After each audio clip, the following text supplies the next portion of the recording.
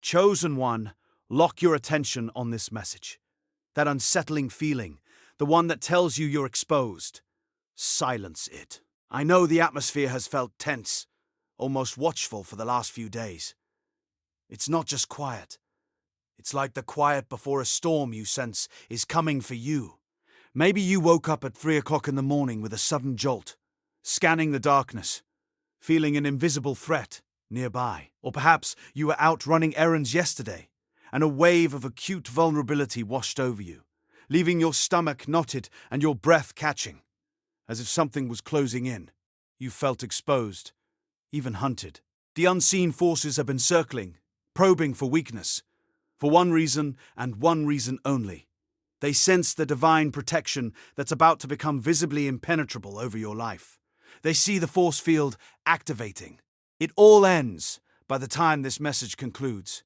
The fear, the feeling of being hunted, the spiritual vulnerability. And here's the part you need to hear. It's not ending because you suddenly became stronger.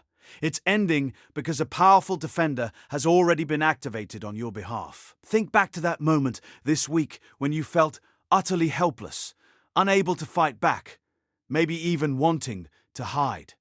You believed that was surrender to fear. You didn't know it then, but your very vulnerability in that moment was the signal. It wasn't a failure of courage. It was the activation code that brought your divine defender to the forefront. You did not stumble upon this recording by chance. The algorithm didn't arbitrarily serve this to you. Heaven itself brought you here. This is a divine summons, a sacred interception, scheduled to remind you that you are never alone in the battle. Stay until the very last second of this message, because in the next few minutes, I'm going to unseal the ancient decree that confirms your impenetrable protection. I'm going to help you identify the powerful defender who has been strategically placed around you. And at the end, we'll speak a declaration that activates an invisible shield, silencing every whisper of fear and vulnerability. Do not click away, chosen one. Your future self is calling out, urging you to listen. Because if you leave now, you might miss the moment heaven reveals the invisible fortress built around your life, leaving you to fight battles that have already been won. My name is Zerekiel. I've spent years studying the hidden patterns of the spirit realm, the warfare, the awakening, the weapons most people are never taught to use. And I've walked over 10,000 chosen ones through their moment of breakthrough. If this is your first time here, subscribe and hit the notification bell right now. Not because I need the numbers, but because the next message I release might be the one that was written specifically for the war you're fighting tomorrow. You feel an unsettling vulnerability, a sense of being exposed in a wide open field, a target. And in this feeling, the enemy has started whispering a very specific lie. Listen to your thoughts. He's telling you that you are utterly alone, that no one sees your struggle, that you are an easy target for whatever is coming. He's replaying those moments from this week where you felt isolated, where you reached out and no one answered, where you felt like you had to carry the weight all by yourself. The accuser wants you to believe that you are truly undefended, a lone warrior in a hostile world. But I need you to hear what the divine truth actually says about this moment. Psalm 34 verse 7 declares, "The angel of the Lord encamps around those who fear him, and he delivers them." Listen to that promise. The angel of the Lord encamps around you. This isn't a casual visit. It's a strategic, military-grade defense. You are not a lone warrior. You are the sacred ground upon which heaven's army pitches its tents. That feeling of being exposed, that sense of vulnerability you've carried, it was never a sign of your weakness.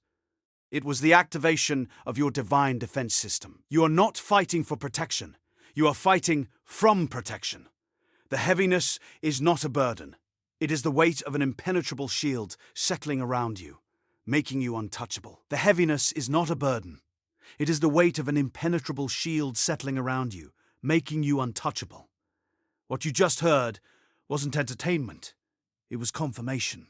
And if you're ready to go deeper, the Chosen One's mantle will show you exactly why God separated you before birth, why the attacks came so early, and what He's unlocking in this season, code by code, until you're walking the life He already wrote over you.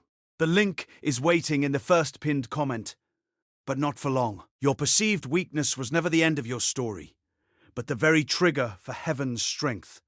It was not you failing to protect yourself. It was the divine responding to a signal only it could interpret. Think of Moses, burdened by a speech impediment, feeling utterly inadequate to face Pharaoh. His perceived weakness wasn't a barrier to God's plan, but the precise condition that allowed divine power to flow through him, making Pharaoh unable to resist the unseen force at play. It's in those moments of profound humility, where you feel you have nothing left to give, that the most potent defenses are activated. But here's where it goes deeper than just a response to your fear. This isn't merely a barrier around you. It's an active, engaging presence with you, one that anticipates and addresses unseen threats long before they even manifest in your physical realm. It's like Elisha's servant, whose eyes were open to see the hills filled with chariots of fire surrounding them, an entire army pitched for their defense, even when all seemed lost. Your defender isn't passive. It's an ever-vigilant, active, unseen army, strategically placed, consistently engaging. And this leads us to something most people miss entirely when they pray for protection. We often try to fight what's attacking us with our own strength, with our own intellect, with our own strategies. But the real activation, the true engagement of your divine defense, comes from yielding to the divine strategy, trusting the unseen battle that's already underway. Remember King Jehoshaphat, faced with a massive, insurmountable army. God didn't tell him to prepare for war. He told him to take up positions, stand firm, and watch the deliverance of the Lord. Their worship, their yielding, activated their victory. Coming up, the one thing most people avoid, but it's the key to everything you're trying to defend. Now, once you understand that yielding isn't weakness, but an act of powerful trust, you're ready for this truth. The enemy wants you to believe you're isolated, stranded in a hostile world. But your very location, your current circumstances, are not random. They are strategic points of divine defense. You are not stranded. You are stationed. Daniel wasn't put in the lion's den as punishment, but as a demonstration of divine sovereignty. He was placed in the most hostile environment, yet divine protection turned that very den into a sanctuary. Your perceived trap is often your unseen fortress. But let me challenge you with something that often feels counterintuitive. This isn't just about knowing you're protected. It's about seeing the protection. It's about having a spiritual revelation that fundamentally shifts your internal state from one of fear and anxiety to one of unwavering peace. Think of Peter walking on water. He wasn't buoyant because he knew physics.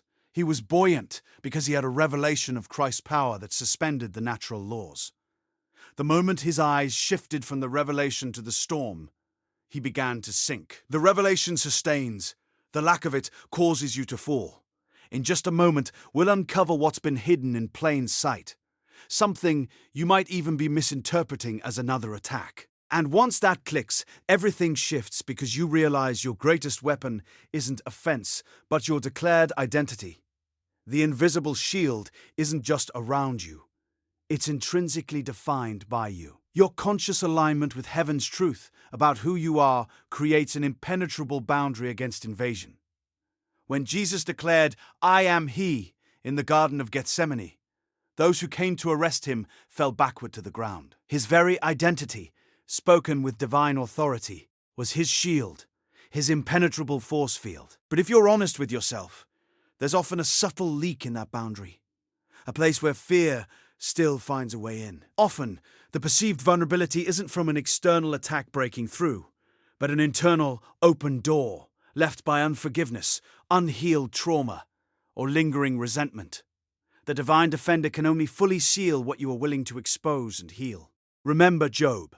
His hedge of protection, as strong as it was pierced not by external power, but by the subtle agreements he made with fear, a fear-based sacrifice that opened a gateway. What has remained unaddressed within you, the wound you've chosen to ignore, is the very crack the enemy exploits. Here's the part no one wants to hear, but it's vital for true, impenetrable protection. Many still try to maintain a degree of control, a backup plan, a sense of I can handle this if needed. This subtle self-reliance actually weakens the divine presence, implying a lack of full trust. The defender cannot fully take over until you fully release the reins. It's like Peter again, stepping out of the boat. He had to let go of the security of the boat to fully trust Jesus to hold him on the water. Your greatest act of protection is often your deepest act of surrender. And yet, there's something beneath even that, a subtle deception that keeps many stuck in a cycle of perceived vulnerability. You believe peace means the absence of problems, so when problems arise, you feel unprotected. But divine peace is the presence of power in the midst of conflict, a profound calm even when the storm rages around you. Your defender doesn't stop the storm from coming. He shields you within it. Think of Jesus asleep in the boat during a tempest that terrified his seasoned fishermen disciples. His peace wasn't due to the absence of the storm, but his inherent sovereign power over it, a power that could still the waves with a word. What most people don't realize is that this misconception ties directly into the final, most unexpected truth about your divine defender. Your greatest protection isn't merely a barrier from the world, a wall to keep bad things out. It's often a profound containment for your purpose. It's designed to hold you within the crucible of divine transformation, allowing the specific pressures and anointings needed for your destiny to forge you without destroying you. The 3 Hebrew boys in the fiery furnace weren't kept out of the fire. They were protected within it, walking with the 4th man. The fire served a refining purpose, but the protection ensured they weren't consumed, ensuring their purpose was purified, not perished. And here's the part you probably didn't expect. The thing that's been blocking you isn't what you thought. It's not the enemy's power. It's not your past failures. It's not even the people who hurt you. The greatest vulnerability, the true threat you've been fighting, wasn't from what was trying to get to you, but your own internal resistance to stepping into the formidable power the divine defender has already activated through you. You were protected from yourself, from shrinking, from doubting the inherent power made available to you.